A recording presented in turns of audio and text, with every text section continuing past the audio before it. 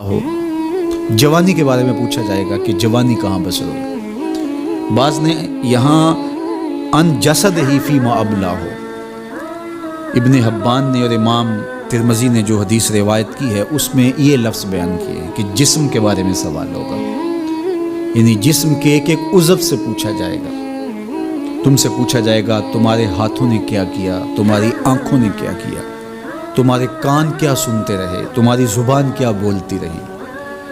تمہارے قدم اٹھ کے کن راہوں کا سفر کرتے رہے، تمہارے ایک ایک عضو بدن کے بارے میں تم سے پوچھا جائے گا۔ عمر کا ذکر بھی ہے اور جوانی کا ذکر بھی ہے، تو جب عمر کے بارے میں پوچھ لیا گیا تھا تو پھر جوانی کا الگ سے کیوں پوچھا گیا؟ تو کہا کہ جو جوانی ہے یہ عمر کا خلاصہ ہے، اور عمومی طور پہ گناہ کی زندگی جوانی کی زندگی ہوتی ہے، اور جس نے جوانی کو سنبھال لیا اس کا بڑھاپا بھی خوبصورت ہو گیا، اور جو جوانی کو سنبھال نہ سکا تو اس کے پلے پھر باقی بچا ہی کیا۔ اسی لیے ایک روایت میں آتا ہے ان اللہ یحب الشاب التائب، اللہ تعالیٰ جل شانہ توبہ کرنے والے جوان سے بہت زیادہ محبت فرماتا ہے۔ نوجوان شخص جب توبہ کرتا ہے خوشی سے اللہ کا عرش بھی جھومنے لگتا ہے، فرشتے بھی آفریں آفریں کرنے لگتے ہیں یہ کون شخص ہے۔ تو جوانی کی توبہ اللہ کو بہت محبوب ہے، اسی لیے ارشاد فرمایا گیا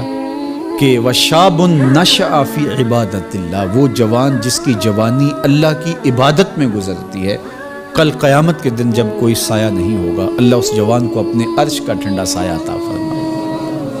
تو جوانی کو سنبھال کے رکھنا، یہ پوچھا جائے گا کہ تو نے جوانی کیسے گزاری۔ دعا کرو کہ قیامت کے دن جب ہم سے سوال ہو تو ہمارے جوان اس کا جواب یہ دے مالک ہماری جوانی سجدوں میں گزری تھی، ہماری جوانی تیرے دین کی نوکری کرتے ہوئے بسر ہوئی، ہماری جوانی قرآن کی دعوت دیتے ہوئے گزری، ہماری جوانی کتاب اللہ کی تعلیم حاصل کرتے ہوئے اور لوگوں تک اس کا ابلاغ کرتے ہوئے بسر ہوئی، ہماری جوانی شرم و حیا کے دائروں میں بسر ہوئی،